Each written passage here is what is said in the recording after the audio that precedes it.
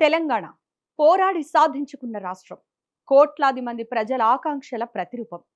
కానీ నేడు ఈ రాష్ట్రం ఒక జాతీయ పార్టీకి ఏటీఎంలా మారిందా? ఇక్కడ వసూలవుతున్న ప్రతి పైసా ఢిల్లీకి కప్పంలా వెళుతోందా?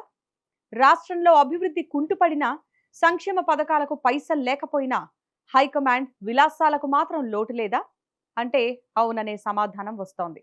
గాలిలో తేలుతున్న మంత్రులు, పక్క రాష్ట్రాల్లో ప్రచారానికి వెళుతున్న హెలికాప్టర్లు, ఇవన్నీ చూస్తుంటే తెలంగాణ ఆస్తులను కాంగ్రెస్ తన సొంత ఆస్తిలా వాడుకుంటోందా అన్న అనుమానం కలుగుతోంది.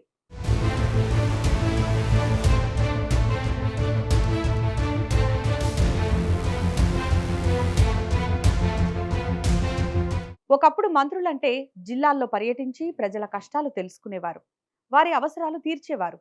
కానీ ఇప్పుడు సీన్ మారింది. తెలంగాణ మంత్రులకు భూమి మీద నడవడం అలవాటు తప్పినట్టుంది. కార్లలో ప్రయాణాలు కూడా బోర్ కొట్టేశాయో, లేక మన డబ్బులు కాదు కదా అనుకున్నారో, ఎక్కడికి వెళ్లాలన్నా హెలికాప్టర్ ఉండాల్సిందే అంటున్నారు మన మంత్రులు.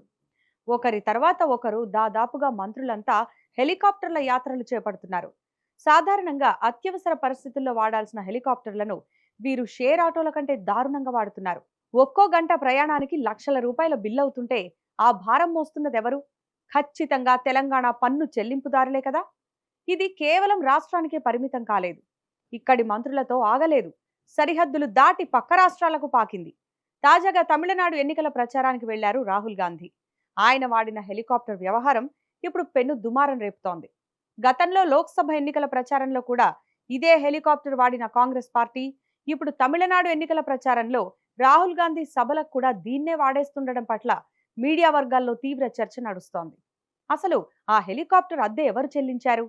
తెలంగాణ ప్రభుత్వం నియమించుకున్న ఏజెన్సీ నుంచే ఈ వాహనాలు వెళ్తున్నాయా? తెలంగాణ ప్రజల సొమ్ముతో తమిళనాడులో కాంగ్రెస్ జెండా ఎగరవేయాలని చూస్తున్నారా? దీనికి ముఖ్యమంత్రి రేవంత్ రెడ్డి సమాధానం చెప్పాలి. తమిళనాడు ఎన్నికలకే పరిమితం కాలేదు. కేరళతో పాటు ఇతర రాష్ట్రాల్లో తెలంగాణ హెలికాప్టర్లు వాడినట్టు తెలుస్తోంది. అంటే ఎక్కడ ఎన్నికలు జరిగినా, కాంగ్రెస్ కు సంబంధించి ఏ రాష్ట్రంలో కీలక రాజకీయ వ్యవహారాలు నడిచినా సొమ్ము మాత్రం తెలంగాణ నుంచి వెళ్లాల్సిందే అన్నది ప్రతిపక్షాలు చేస్తున్న విమర్శ. ఇది ఇవాళ మొదలైంది కాదు. గతంలో రాహుల్ గాంధీ భారత్ జోడో యాత్ర చేసినప్పుడు వాడిన అత్యంత ఖరీదైన లగ్జరీ బస్సు వెనుక కూడా తెలంగాణ హస్తం ఉందనే ఆరోపణలున్నాయి. రాహుల్ గాంధీ పర్యటన ఖర్చులో కూడా తెలంగాణ భాగం ఉందన్న విమర్శలు వినిపించాయి. మొత్తానికి తెలంగాణను ఒక కామధేనువులాగా వాడుకుంటూ ఇక్కడి ఆదాయాన్ని ఇతర రాష్ట్రాల్లో పార్టీని బలోపేతం చేయడానికి మళ్లించడం తెలంగాణ ద్రోహం కాదా అని ప్రశ్నిస్తున్నారు తెలంగాణ వాదులు. మరోవైపు రాష్ట్ర ఆర్థిక పరిస్థితి అగమ్య గోచరంగా ఉంది. రైతులకు రుణమాఫీ కావాలంటే నిధులు లేవు. మహాలక్ష్మి పథకం కింద మహిళలకు ఇచ్చే పైసలకు దిక్కులేదు.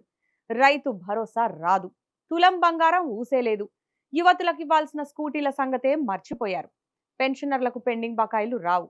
కానీ మంత్రులకు కాన్వాయ్లు, ప్రత్యేక విమానాలు, 100-200 కిలోమీటర్లకు కూడా హెలికాప్టర్లు. అంతేనా, ఇతర రాష్ట్రాల్లో ఎన్నికల ఖర్చులకు నిధులు వెల్లువలా పారిస్తున్నారు. రాష్ట్రం అప్పుల్లో ఉంది అని విషాద గీతాలు పాడే ప్రభుత్వం మరి ఈ విలాసాలకు డబ్బులు ఎక్కడి నుంచి తెస్తోంది? ఢిల్లీ పెద్దల మెప్పు కోసం తెలంగాణ ఆత్మగౌరవాన్ని తాకట్టు పెడుతున్నారా? తెలంగాణ ప్రజలు మార్పు కోరుకొని కాంగ్రెస్ కు అధికారం ఇచ్చారు.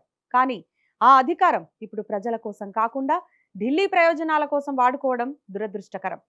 హెలికాప్టర్ల హోరులో సామాన్యుడి ఆకలి కేకలు వినిపించకుండా పోతున్నాయి. ఢిల్లీకి ఏటీఎంలా మారిన తెలంగాణ భవిష్యత్తు ఏంటనేది ప్రజలు వేస్తున్న ప్రశ్న. దీనికి పాలకులు సమాధానం చెప్పాలి. లేదంటే ప్రజాగ్రహానికి గురి కావాల్సిందే.